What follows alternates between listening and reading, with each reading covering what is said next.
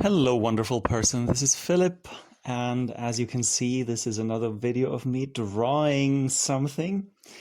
This time it'll even have color in the end, but of course it's the same same kind of time lapse that I did last time.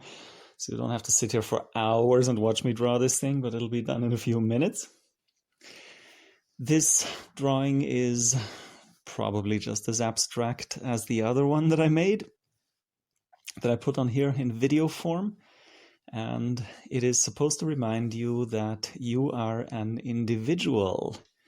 If you're living a life as a human being right now, you are meant to live as an individual, to think for yourself, to feel for yourself, to experience for yourself, to develop your mind, to just become the most beautiful being you could possibly become.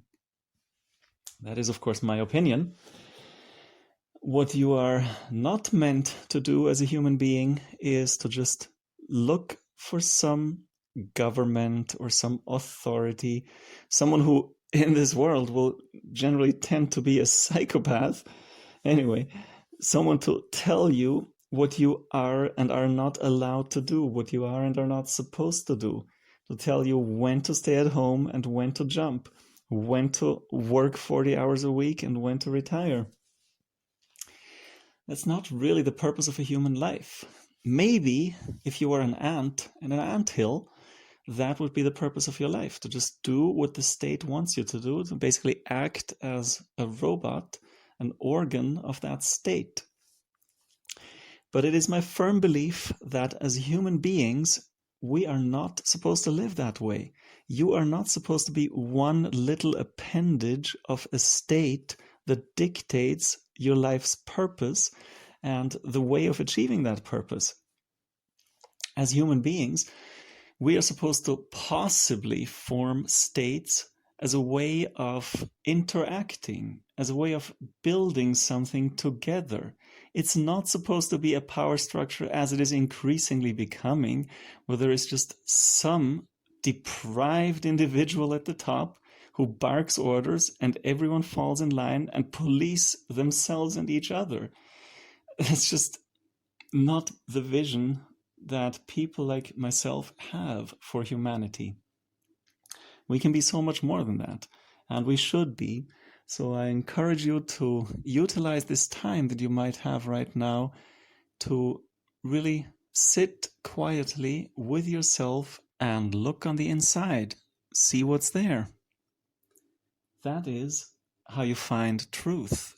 And the truth you find from direct experience is unlike the truth that you get if you plug into the mass media, or if in a few years you get that brain implant where you can just Google anything you want and you can see all the results that Google wants you to see, but of course none that they don't want you to see. It's a different kind of truth because you know it's true. You may not even know a word for it. If you feel warmth, you will probably know to call it warmth. But if you feel a weird kind of pressure in some area of your body, maybe you wouldn't use the word pressure to describe it. Maybe to you it's more like a burning sensation or some sort of pulling feeling.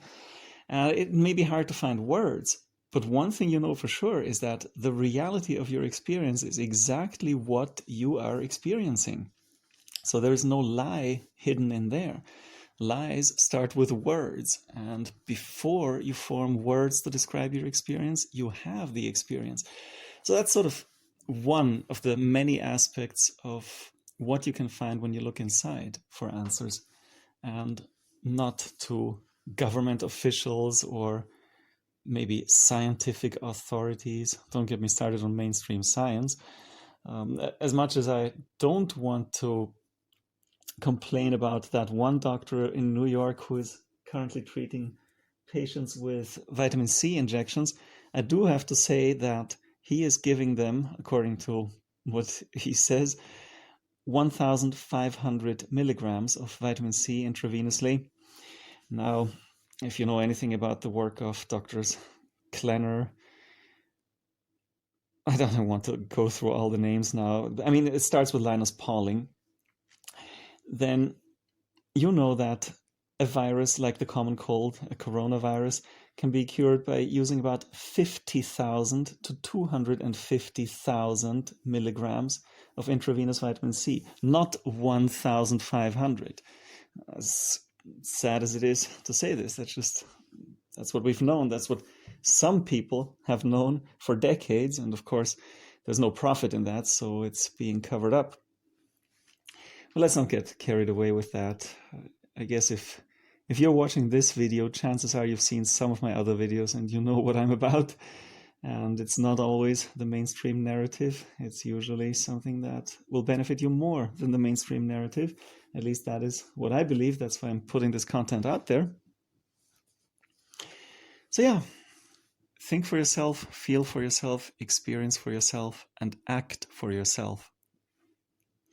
Understand that we are our actions. This is, of course, something that most of you have probably been brought up with, just as I was. I was brought up with the implicit belief, with the unquestioned belief that we're all made from matter, that we all consist of elementary particles. And yeah, then when enough of these elementary particles come together in just the right pattern to create a human body, then somehow magically out of that human body there arises consciousness as an epiphenomenon, and there arise thoughts as an epiphenomenon, as something that just comes from that, as a side effect, so to speak, of having a human body. Well, this is one model of reality, not necessarily the richest or the best model of reality. Not least of the problems of this model is what they call the hard problem in physics. Then there's also, of course, the alternative model of reality, which I subscribe to, and I encourage you to take a look at if you haven't already, that we are really just the result of our actions.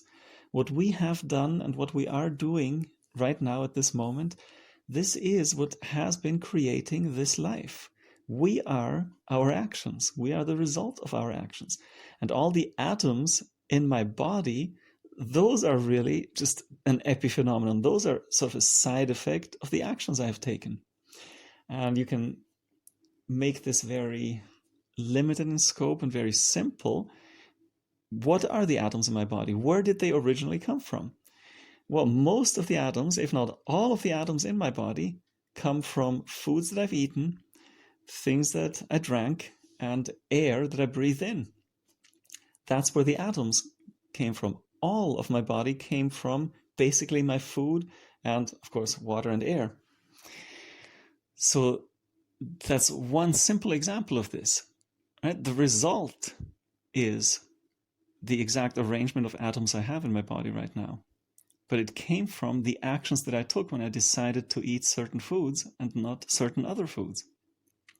But of course, as Buddhists, some people believe that this law is much more far-reaching, that the reason why I was even born in this life as my parents' child is my karma from past lives. In other words, things that I did before I was born. This is, of course, much more controversial. There are many more people who will object to this point of view than to the more limited scope where I just talk about the atoms that are currently in this body and how they are here because of the actions that I took in the past. But it's another example of the same principle. Whether you believe it or not, you can sort of see the pattern here that these thoughts have something in common. Yes. Well, I think I'm going to leave it at that and just allow you to watch the rest of the drawing process in peace and in silence. I hope you're having a wonderful day and you're happy and healthy, and I hope to see you soon in a future video.